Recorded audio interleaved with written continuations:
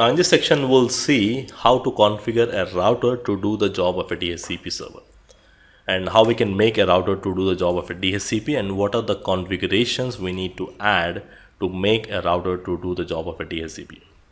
Now here in my scenario, I'm going to use some computers in the LAN, and these specific computers will be referred as my DHCP clients, which are supposed to get the IP address from the DHCP server.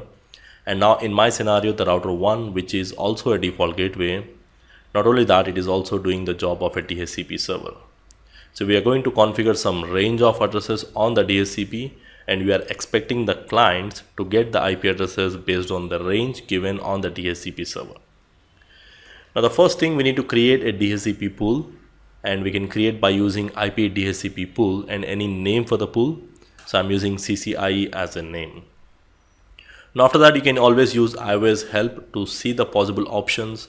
We need to tell who is the gateway, because once we tell that information to the DHCP, then DHCP will provide that information inside that DHCP messages. So we need to tell who is the router.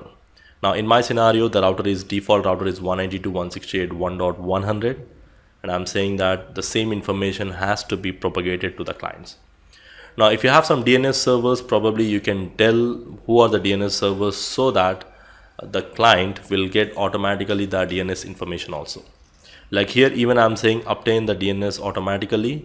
So if you want to go to internet or access any servers on the internet, you must know the DNS server address. And even I'm going to tell the DNS server information on the DHCP server, and the DHCP server will provide that information to the clients. And then we need to tell what is the network you want to use. So right now I want to use 192.168.1. network by using /24 subnet mask. So we need to define the range of the addresses or the network range which you want to use, and who is your gateway, so that it can provide the same information to the clients. And then you need to tell the DNS server information. So if you don't want DNS, you can skip that one, but probably in the production networks you will have some DNS servers which will help you to go to internet. And then there are some optional parameters also we can configure, like exclude addresses.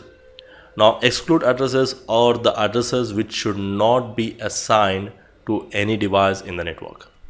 Like here we are using 192.168.1. network. In that we are already using 192.168.1.100, which is the default gateway. And this address, we need to ensure that it should not be assigned to any device in the client, in the network. If it assigns 1.100, then there is a possibility of conflict. Any one of the devices will not work, and we don't want that. And we can exclude other addresses, like maybe just for example wise, I'm using 1.1 to 1.10. So 1.1 to 1.10 I'm excluding. Maybe I'm using 1.1 for my one of the server, FTP server, which is a static IP. Maybe 1.2 I'm using for my web server. Like that, I have some server, firewalls, some special devices, and I'm using this address range, and I don't want this address to be assigned to any device in the network. And also I don't want to assign this address also, because these are my DNS server address. So we can always exclude the addresses which you don't want, which are defined in the range. So let's go to the command line to verify the same here. Now I got my topology in the packet tracer here, where on this switch I have all the connections, and on the switch, if you know the switching feature called spanning tree port fast, I have enabled spanning tree port fast on all the ports. Because of the default spanning tree, it goes to listening learning stages, and whenever you make the interface up, it will take 30 seconds of time, and I don't want that particular 30 seconds delay for my DHCP packets. So your DHCP service may not work if the STP is converging. So this I'm disabling that by enabling port fast. Now post fast is a feature which we to speed up the convergence time. So we discussed that in the switching topics. Now here we got the connection, and the router 1 is doing the job of a DHCP, and on the router 1 I already configured the IP addresses, and that's it. So I want to make the router 1 to do the job of a DHCP server. So it's a IP DHCP pool, any name for the pool, and you can always use question mark here.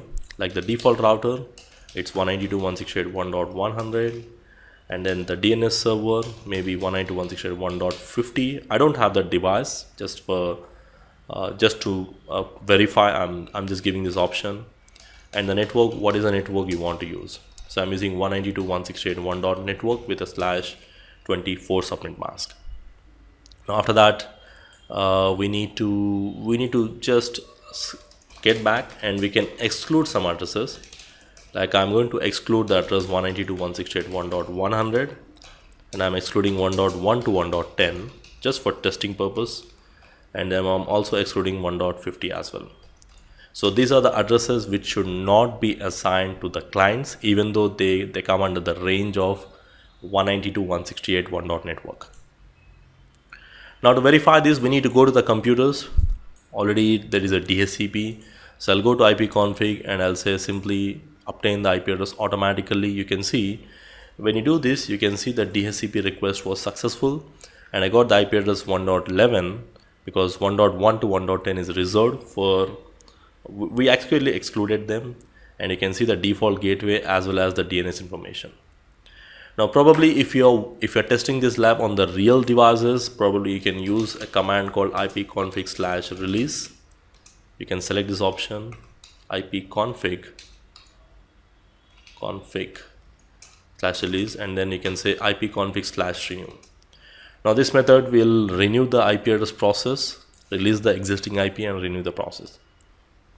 Now similar way, if you want to do the same thing on the other devices, just you can select DHCP requesting the IP address, and you can see the DHCP request was successful because we have configured the router 1 to do the job of a DHCP server. Now apart from that, if I just get back to this command line, you can also make a router to do the job of DHCP server. Like if you are testing this lab on the routers, maybe you don't want to connect to PC, and you want the router to get the IP address from the DHCP server.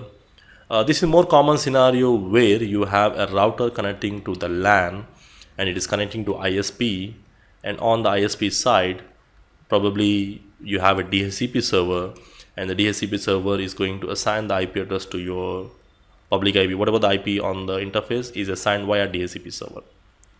Now we can go to this interface, whatever the interface, let's say it is S1/0. I can simply say IP address and then DHCP.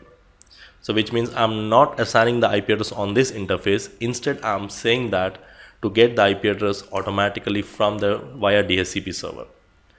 Now this command is equivalent to the command which we use in our options here. If you just get back to these options here, this one, selecting this option, and we can also do that, and that's what we will do here. I'll try to connect one router, assuming that I have a client router, and this client router needs to get an IP address from the DHCP server, that is router 1.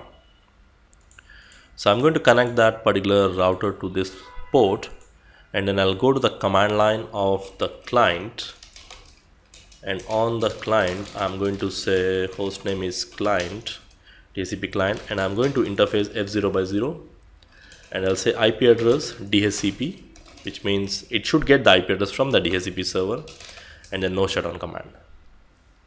Now once again, no shutdown command. If you verify show IP interface brief, I should see the IP address on the client. Let me check one more time the configurations. So IP address DHCP. Let me try to shut down the port once and back to no shutdown. I'm expecting the client should provide me the IP addresses. So if I use show IP interface brief, so let me do some troubleshooting. Now actually I have configured IP address DHCP, but it didn't took the command on the interface. Let me try one more time. Now you can see it has taken the IP address now. It just takes some time. You can see interface F0/0 assigned the IP address of 1.13 via DHCP. And if you verify show IP interface brief, it takes some time. And you can see 1.13 has been assigned because 1.11, 1.12 and 1.13. So we didn't use this for these devices. If you want, we can go and verify the same on the remaining computers.